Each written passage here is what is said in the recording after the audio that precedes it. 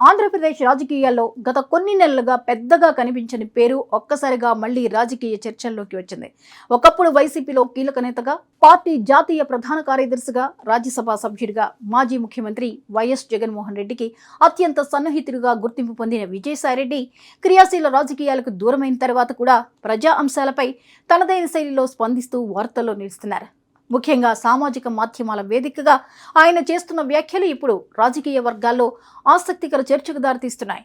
రాజకీయాల నుంచి కొంత దూరంగా ఉన్నప్పటికీ తెలుగు రాష్ట్రాల్లో చోటు చేసుకుంటున్న రాజకీయ పరిణామాలను విజయసాయిరెడ్డి నిశితంగా గమనిస్తున్నారనే విషయం ఆయన తాజా వ్యాఖ్యల ద్వారా స్పష్టమవుతోంది.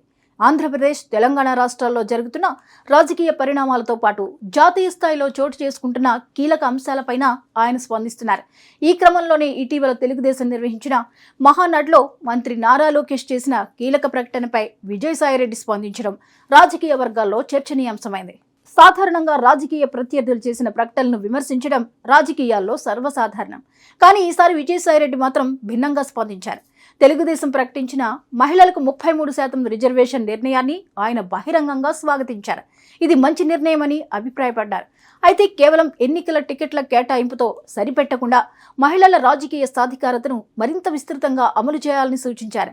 విజయసాయిరెడ్డి అభిప్రాయం ప్రకారం ఎన్నికల్లో 33% సీట్లు మహిళలకు కేటాయించడం ఒక మంచి ఆరంభం మాత్రమే. కానీ ఎన్నికై వచ్చిన మహిళా ప్రతినిధుల్లో కూడా వాస్తవ రాజకీయ అధికారాన్ని పొందుతున్న వారి సంఖ్య చాలా తక్కువగా ఉందని ఆయన పేర్కొన్నారు. కేవలం ప్రజాప్రతినిధులుగా ఎన్నిక కావడం సరిపోదని, నిర్ణయాధికార కేంద్రాల్లో కూడా మహిళలకు సముచిత ప్రాతినిధ్యం లభించాల్సిన అవసరం ఉందని వివరించారు. ఈ నేపథ్యంలో ఆయన పలు కీలక సూచనలు చేశారు.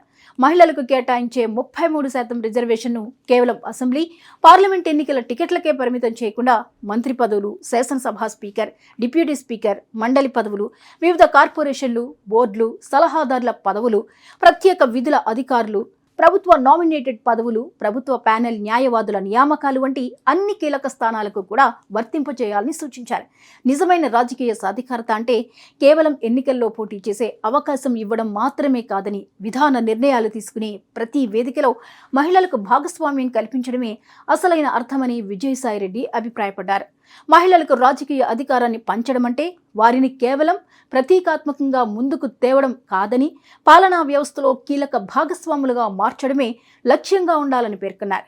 సాయిరెడ్డి వ్యాఖ్యలు చేసిన వెంటనే రాజకీయ వర్గాల్లో కొత్త చర్చ ప్రారంభమైంది. ఎందుకంటే తెలుగుదేశం మహానాడులో మహిళల రిజర్వేషన్ అంశం ప్రధాన ఆకర్షణగా నిలిచింది. గత నెల 27, 28 తేదీల్లో నిర్వహించిన మహానాడులో పార్టీ జాతీయ ప్రధాన కార్యదర్శి నారా లోకేష్ చేసిన ప్రకటనకు విశేష ప్రాధాన్యం లభించింది. మహానాడు ప్రారంభమైన రోజునే నారా లోకేష్ సామాజిక మాధ్యమాల వేదికగా ఒక సందేశం విడుదల చేశారు. తాను పార్టీ వర్కింగ్ ప్రెసిడెంట్ హోదాలో తొలిసారి మహానాడు వేదికపై ప్రసంగించబోతున్నానని, అలాగే ఒక చారిత్రాత్మక ప్రకటన చేయబోతున్నానని తెలిపారు. దీంతో కార్యకర్తలు, పార్టీ నాయకులు, రాజకీయ విశ్లేషకుల్లో ఆసక్తి నెలకొంది. అనుకున్నట్లుగానే మహానాడు వేదికపై నారా లోకేష్ మహిళల రాజకీయ సాధికారతకు సంబంధించిన కీలక ప్రకటన చేశారు. రాబోయే 2029 ఎన్నికల్లో మహిళలకు 33% సీట్లు కేటాయిస్తామని స్పష్టం చేశారు. పార్లమెంట్లో మహిళా రిజర్వేషన్ బిల్లు అమల్లోకి వచ్చినా రాకపోయినా తెలుగుదేశం పార్టీ మాత్రం తన నిర్ణయాన్ని అమలు చేస్తుందని ప్రకటించారు. మహిళలకు కేవలం ఎన్నికల టికెట్లలోనే కాకుండా పార్టీ సంస్థాగత నిర్మాణంలో కూడా సముచిత స్థానం కల్పిస్తామని లోకేష్ హామీ ఇచ్చారు. పార్టీలోని వివిధ కమిటీలు, పదవులు, బాధ్యతల్లో మహిళలకు ప్రాధాన్యం పెంచుతామని వెల్లడించారు. మహిళల భాగస్వామ్యం పెరిగితే రాజకీయాల్లో మరింత పారదర్శకత, బాధ్యతాయుత పాలన సాధ్యమవుతుందని పేర్కొన్నారు. అంతేకాకుండా ఈసారి మహానాడులో మహిళలు, యువతకు ప్రత్యేక ప్రాధాన్యం ఇచ్చామని లోకేష్ తెలిపారు.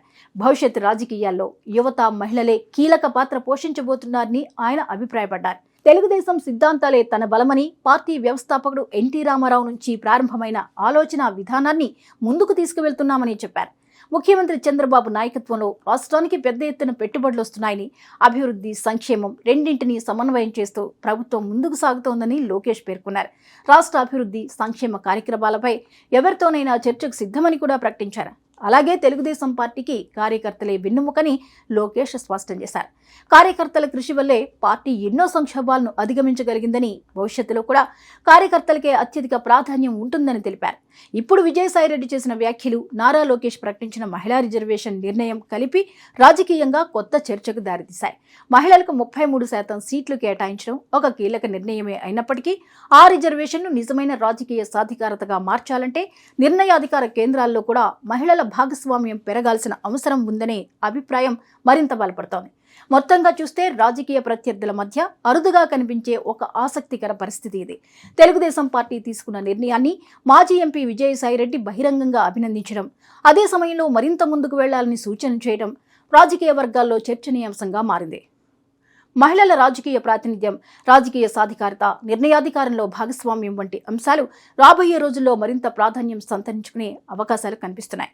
మహిళలకు కేవలం టిక్కెట్లు ఇవ్వడమే కాకుండా అధికార కేంద్రాల్లో కూడా సమాన అవకాశాలు కల్పించే దిశగా రాజకీయ పార్టీలు ఎంతవరకు ముందుకు వెళ్తాయన్నదే ఇప్పుడు అసలు ప్రశ్నగా మారింది.